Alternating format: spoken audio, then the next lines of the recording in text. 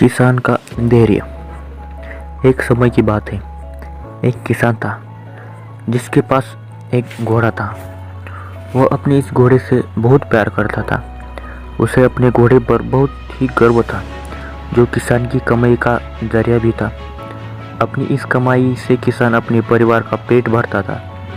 लेकिन एक दिन वह घोड़ा भाग गया। उसके भागने के बाद समाज के लोग और उस किसान के पड़ोसी उसके पास आकर उससे कहने लगे, हे भगवान, तुम्हारा घोड़ा जिस पर तुम्हें बहुत ही घमंड था वह तो भाग गया। उसे सांत्वना देते हुए कहने लगे, तुम्हारे साथ तो बहुत बुरा हुआ है। लेकिन किसान ने उसका जवाब बहुत ही सहजता से देते हुए कहा, हाँ, बहुत बुरा हुआ। फिर अगले दिन घोड़ा वापस आ गया।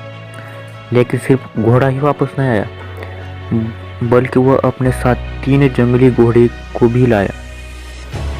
फिर उसके पड़ोसी उसके पास दौड़ते हुए आए और फिर उस किसान से कहने लगे, आपका घोड़ा आ गया और अपने साथ 3 और घोड़े भी लाया है।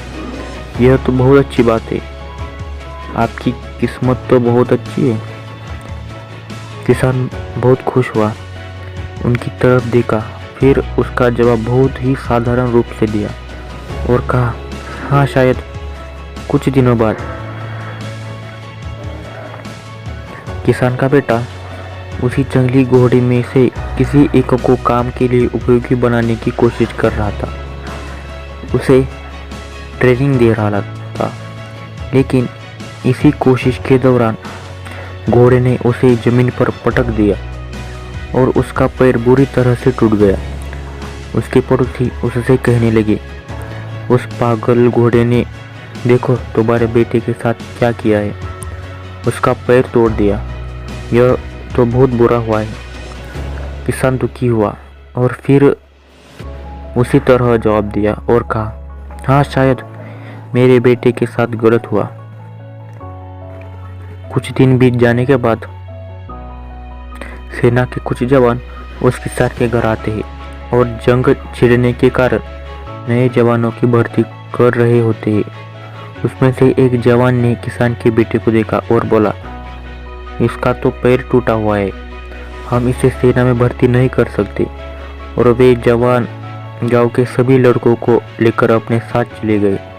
यह जानकर उसके पड़ोसी और बाकी गांव वाले उसके पास आ गए और बोलने लगे, तुम्हारे बेटे को जवान जंग के लिए नहीं ले गए, तुम्हारी किस्मत तो बहुत ही अच्छी है। इस आखिरी बार भी किसान ने फिर से बड़ी सहजता से जवाब दिया, हाँ, शायद। इस कहानी से हमें यह सीख लेना चाहिए कि हमारे लिए चीज़ों को नकारात्मक ढंग से सोचने में ज़रा भी समय नहीं लगता है। जब भी कुछ हमारे अनुकूल नहीं होता तो हम उसे बुरा ही समझते हैं। लेकिन सच बात तो यह है कि कोई नहीं जानता कि जो हमारे साथ घटा है वो बुरा है या अच्छा है। अगर आपको स्टोरी अच्छी लगती तो चैनल को ज़रूर सब्सक्राइब करें।